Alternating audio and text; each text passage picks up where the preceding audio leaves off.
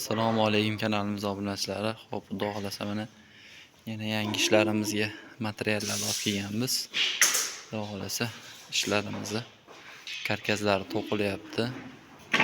Sekin-sekin ishlarimizni boshlab olganmiz, yangi zakazlarimizni.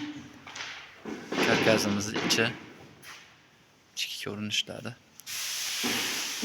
3x4 reyka ishlatilinadi. Quruq sushka bo'lgan.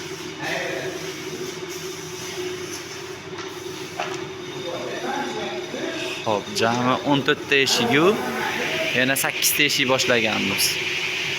Jami o'sha 22 tacha eshik boshlaganmiz. MDFlarni kesdik. Hop, buni endi karkazlarni xudo xolasa tugatib olsak, ertagalikka tugatsak, presga topshiramiz.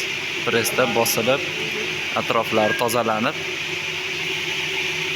kesaklarni ham bir yo'la kesib berganmiz. Kesaklarni ham bosib, tayyor holatda qilib kelinadi.